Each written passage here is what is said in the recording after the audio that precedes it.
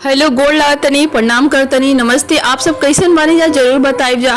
और अभी तो हमार तबीयत पूरा ठीक नहीं है भइल, थोड़ा ज़्यादा ही खराब हो गइल बा। सर्दी जुकाम बहुत ज़्यादा हो गइल बा और आवाज़ थोड़ा सा भारी भारी बा, फीवर भी बा। लेकिन क्या करी, काम बा तो करी ही के पड़ी।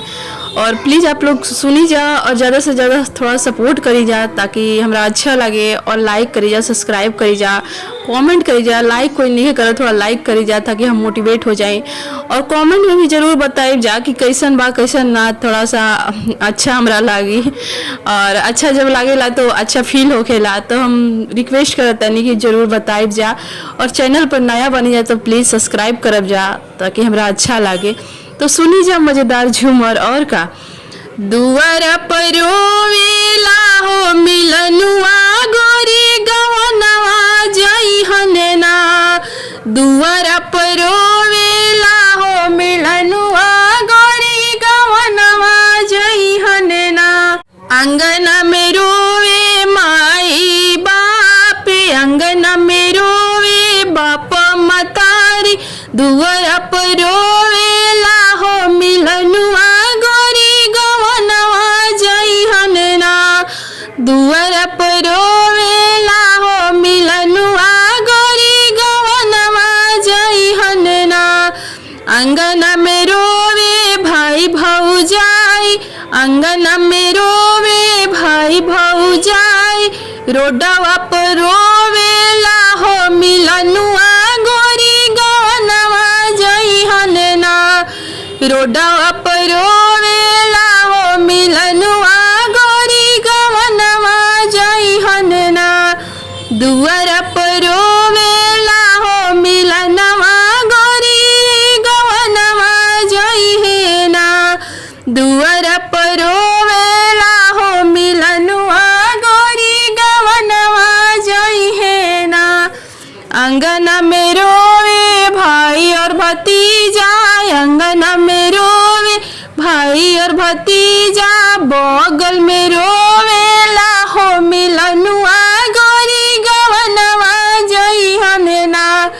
गौआ में रोवेला हो मिलनुआ गोरी गवनवा जइहने ना। अंगना में रोवेली भतीजा भतीजी, अंगना में रोवेली भतीजा भतीजी। गौआ में रोवेला हो मिलनुआ गोरी गवनवा जइहे ना। दुआरा पर रोवेला हो मिलनुआ गोरी गवनवा जइहने ना। दुआरा पर रोवेला हो मिलनुआ गोरी गवनवा जइहने ना। अंगना में रोवेली सखी सलेहर, अंगना में रोवेली सखी सलेहर। कॉलेज में रोवेला हो मिलनुआ गोरी गवनवा जइहे ना। कॉलेज में रोवेला हो मिलनुआ गोरी गवनवा जइहने ना। अंगना में रोवे अगल से बगल, अंगना में रोवे अगल से बगल। कॉलेज में रोवेला हो मिलनुआ गोरी गवनवा जइहने ना। दुआरा पर रोवेला हो मिलनुआ गोरी गवनवा जइहने ना। दुआरा पर रोवेला हो मिलनुआ गोरी गवनवा जइहने ना।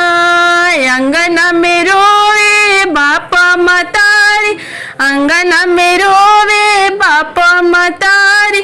दुआरा पर रोवेला हो मिलनुआ गोरी गवनवा जइहे ना।